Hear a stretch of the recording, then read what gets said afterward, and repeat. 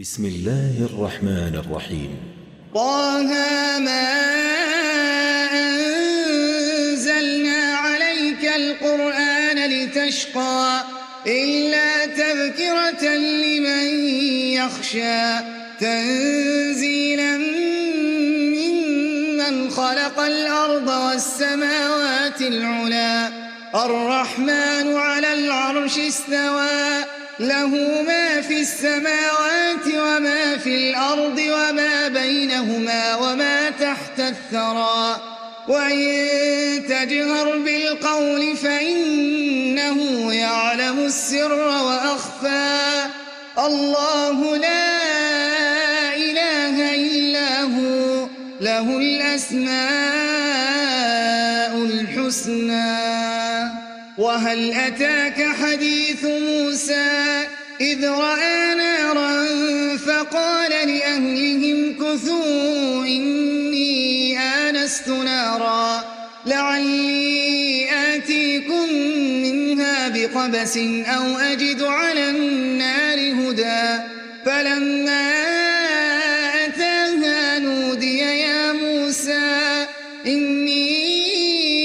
أنا ربك فاخلع عليك إنك بالوادي المقدس طوى وأنا اخترتك فاستمع لما يوحى إنني أنا الله لا إله إلا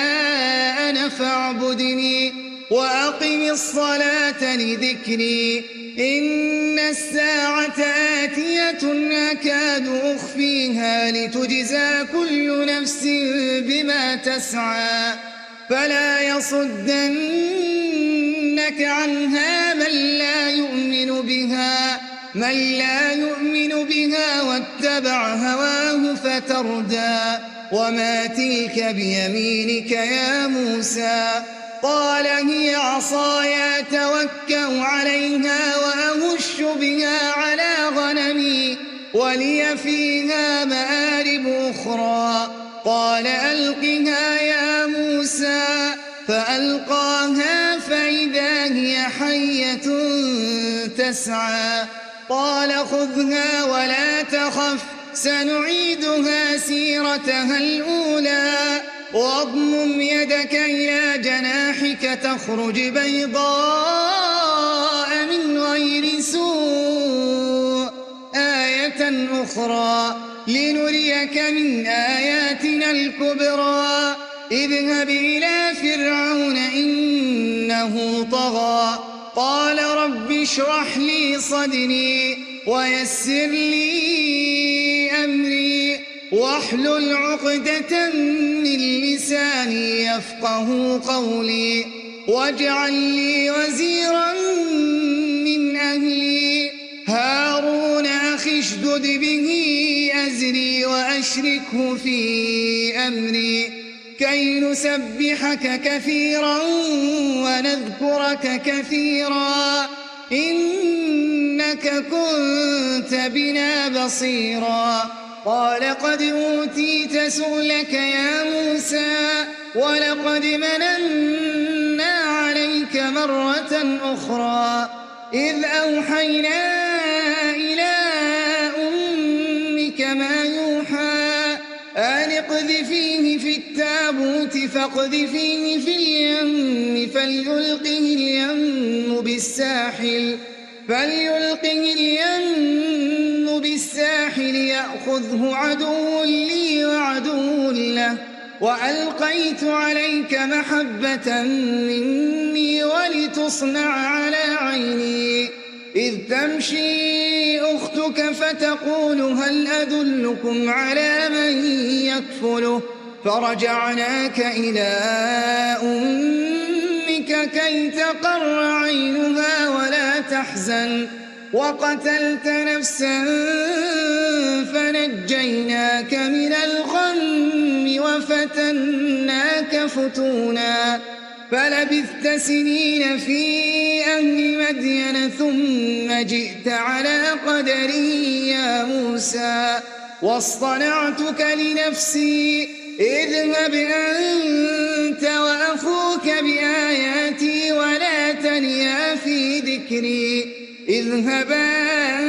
إلى فرعون إنه طغى فقولا له قولا لينا لعله يتذكر أو يخشى قالا ربنا إننا نخاف أن يفرط علينا أو أن يطغى قال لا تخافا إنني معكما أسمع وأرى فأتياه فقولا إنا رسولا ربك فأرسل معنا بني إسرائيل ولا تعذبهم قد جئناك بآية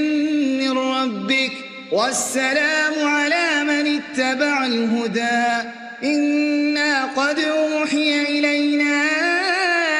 أن العذاب على من كذب وتولى قال فمن ربكما يا موسى قال ربنا الذي أعطى كل شيء خلقه ثم هدى قال فما بال القرون الأولى قال علمها عند ربي في كتاب لا يضل ربي ولا ينسى الذي جعل لكم الأرض مهدا وسلك لكم فيها سبلا وأنزل من السماء ماء فأخرجنا به أزواجا من نبات شتى كلوا وارعوا أنعامكم إن في ذلك لآيات لأولي النهى منها خلقناكم وفيها نعيدكم ومنها نخرجكم تارة أخرى ولقد أريناه آياتنا كلها فكذب وأبى قال أجئتنا لتخرجنا من أرضنا بسحرك يا موسى فلنأتينك بسحر مثله فاجعل بيننا وبينك موعدا لا نخلفه نحن ولا أنت مكانا سوى قال موعدكم يوم الزينة وأن يحشر الناس ضحى فتولى فرعون فجمع كيده ثم أتى قال لهم موسى ويلكم لا تفتروا على الله كذبا فيسحتكم بعذاب وقد خاب من افترى فتنازعوا أمرهم بينهم وأسروا النجوى قالوا إن هذان لساحران يريدان أن يخرجاكم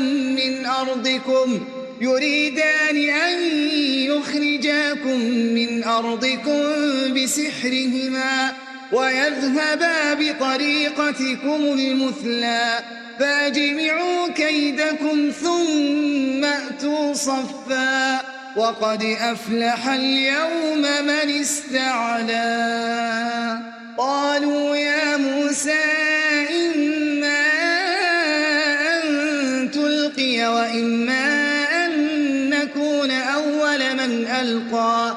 قال بل ألقوا فإذا حبالهم وعصيهم يخيل إليه من سحرهم أنها تسعى فأوجس في نفسه خيفة موسى قلنا لا تخف إنك أنت الأعلى وألق ما في يمينك تلقف ما صنعوا إنما صنعوا كيد ساحر ولا يفلح الساحر حيث أتى فألقي السحرة سجدا قالوا آمنا هارون وموسى قال آمنتم له قبل أن آذن لكم إنه لكبيركم الذي علمكم السحر فلأقطعن أيديكم وأرجلكم من خلاف ولأصلبنكم في جذوع النخل ولتعلمن أينا أشد عذابا وأبقى قالوا لن نؤثرك على ما جاءنا من البينات والذي فطرنا فاقض ما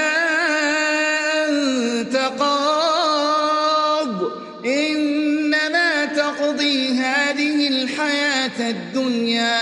إنا آمنا بربنا ليغفر لنا خطايانا وما أكرهتنا عليه من السحر والله خير وأبقى إنه من يأت ربه مجرما فإن له جهنم لا يموت فيها ولا يحيا ومن يأته مؤمنا قد عمل الصالحات فأولئك لهم الدرجات العلا جنات عدن تجري من تحتها الأنهار خالدين فيها وذلك جزاء من تزكى ولقد أوحينا إلى موسى أن أسر بعبادي فاضرب لهم طريقا في البحر يبسا لا تخاف دركا ولا تخشى فأتبعهم فرعون بجنوده فغشيهم من اليم ما غشيهم وأضل فرعون قومه وما هدى يا بني إسرائيل قد أنجيناكم من عدوكم وواعدناكم جانب الطور الأيمن ونزلنا عليكم المن والسلوى كلوا من طيبات ما رزقناكم ولا تطغوا فيه فيحل عليكم غضبي ومن يحلل عليه غضبي فقد هوى وإني لغفار لمن تاب وآمن وعمل صالحا ثم اهتدى وما أعجلك عن قومك يا موسى قال هم أولئك على أثري وعجلت إليك رب لترضى قال فإنا قد فتنا قومك من بعدك وأضلهم السامري فرجع موسى إلى قومه غضبان أسفا قال يا قوم ألم يعدكم ربكم وعدا حسنا أفطال عليكم العهد أم أردتم أن يحل عليكم غضب من ربكم فأخلفتم موعدي قالوا ما أخلفنا موعدك بملكنا ولكننا حملنا أوزارا من زينة القوم فقذفناها فكذلك ألقى السامري فأخرج لهم عجلا جسدا له خوار فقالوا هذا إلهكم وإله موسى فنسي أفلا يرون ألا يرجع إليهم قولا ولا يملك لهم ضرا ولا نفعا ولقد قال لهم هارون من قبل يا قوم إنما فتنتم به وإن ربكم الرحمن فاتبعوني وأطيعوا أمري قالوا لن نبرح عليه عاكفين حتى يرجع إلينا موسى قال يا هارون ما منعك إذ رأيتهم ضلوا ألا تتبعني أفعصيت أمري قال يا ابن لا تأخذ بلحيتي ولا برأسي إني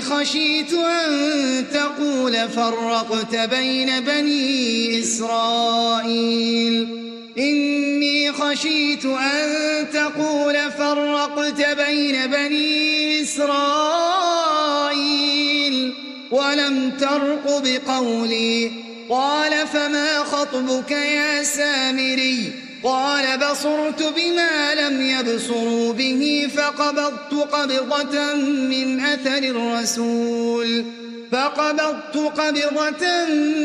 أثر الرسول فنبذتها وكذلك سولت لي نفسي قال فاذهب فإن لك في الحياة أن تقول لا مساس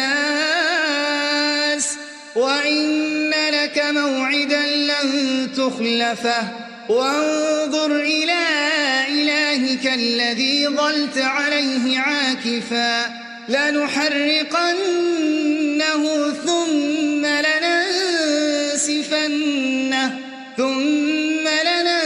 لننسفنه في اليم نسفا إنما إلهكم الله الذي لا إله إلا هو وسع كل شيء علما كذلك نقص عليك من أنباء ما قد سبق وقد آتيناك من لدنا ذكرا من أعرض عنه فإنه يحمل يوم القيامة وزرا خالدين فيه وساء لهم يوم القيامة حملا يوم ينفخ في الصور ونحشر المجرمين يومئذ زرقا يتخافتون بينهم إن لبثتم إلا عشرا نحن أعلم بما يقولون إذ يقول أمثلهم طريقة إن لبثتم إلا يوما ويسألونك عن الجبال فقل ينسفها ربي نسفا فيذرها قاعا صفصفا لا ترى فيها عوجا ولا أمتا يومئذ يتبعون الداعي لا عوج له وخشعت الأصوات للرحمن فلا تسمع إلا همسا يومئذ لا تنفع الشفاعة إلا من أذن له الرحمن ورضي له قولا يعلم ما بين أيديهم وما خلفهم ولا يحيطون به علما وعنت الوجوه للحي القيوم وقد خاب من حمل ظلما ومن يعمل من الصالحات وهو مؤمن فلا يخاف ظلما ولا هضما وكذلك أنزلناه قرآنا عربيا وصرفنا فيه من الوعيد لعلهم يتقون أو يحدث لهم ذكرا فتعالى الله الملك الحق ولا تعجل بالقرآن من قبل أن يقضى إليك وحيه وقل رب زدني علما. ولقد عهدنا إلى آدم من قبل فنسي ولم نجد له عزما. وإذ قلنا للملائكة اسجدوا لآدم فسجدوا إلا إبليس أبى. فقلنا يا آدم إن هذا عدو لك ولزوجك فلا يخرجنكما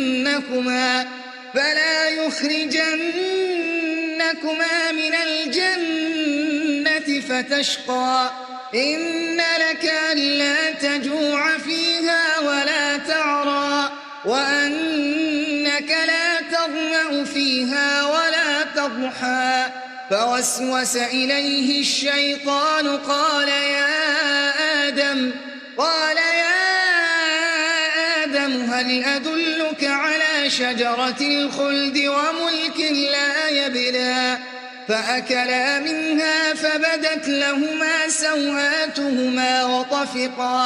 وطفقا يخصفان عليهما من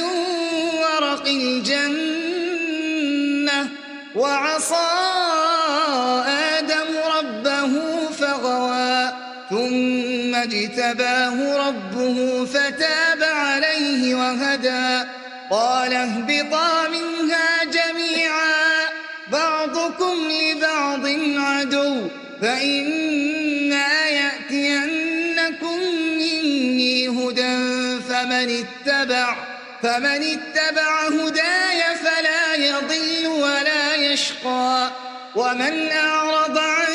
ذكري فإن له معيشة ضنكا ونحشره يوم القيامة أعمى. قال رب لم حشرتني أعمى وقد كنت بصيرا. قال كذلك أتتك آياتنا فنسيتها وكذلك اليوم تنسى. وكذلك نجزي من أسرف ولم يؤمن بآيات ربه ولعذاب الآخرة أشد وأبقى. أفلم يهد لهم كم أهلكنا قبلهم من القرون يمشون في مساكنهم إن في ذلك لآيات لأولي النهى. ولولا كلمة سبقت من ربك لكان لزاما وأجل مسمى. فاصبر على ما يقولون وسبح بحمد ربك قبل طلوع الشمس وقبل غروبها ومن آناء الليل فسبح وأطراف النهار لعلك ترضى. ولا تمدن عينيك إلى ما متعنا به أزواجا منهم زهرة الحياة الدنيا لنفتنهم فيه ورزق ربك خير